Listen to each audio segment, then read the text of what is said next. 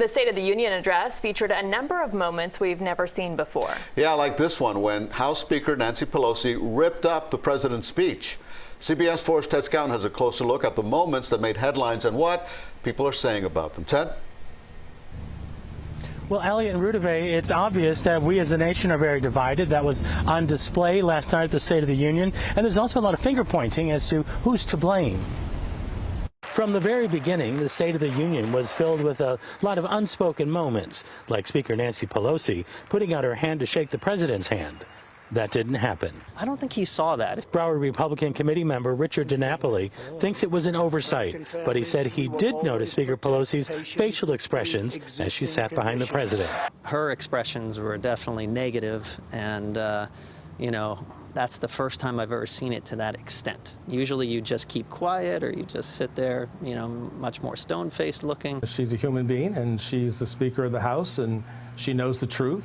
We all know the truth, and the truth was not being talked about last night. Ken Evans is with the Broward Democratic Party. He assessed the night very differently than Republicans. Last night was absolutely the manifesto for Trump and his lies and his mistruths. Everything that he said just was not true. Well, I thought the president gave a great speech talking about our wonderful economy, the best economy in over 50 years, low unemployment rate, 3.5%. I will always protect your Second Amendment right to keep and bear arms. When President Trump said gun rights were under siege, Parkland parent Fred Guttenberg, whose daughter Jamie was murdered, said he lost it and shouted out.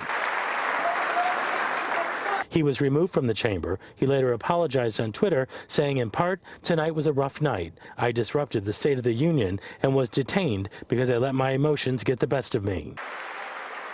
And both Republicans and Democrats are talking about how the whole thing ended, with Speaker Pelosi ripping up the president's speech. If you listened closely to that speech and all the misrepresentations that were in it and all the lies and like I said, in the reality show it was, I think she just got to the point enough was enough. And, you know, and she did it. Well, I thought what she did in ripping up the speech was disgusting conduct unbecoming of the Speaker of the House and just displaying a very much a lack of civility.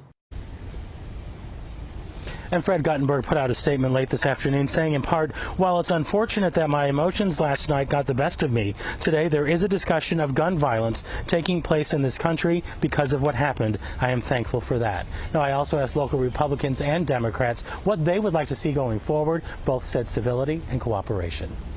Live in Fort Lauderdale, Ted Scouten, CBS 4 News. Ted, thank you. And look for much more on the Trump presidency and the impeachment trial tonight on the CBS Evening News with Norah O'Donnell. That's at 6:30 after this newscast.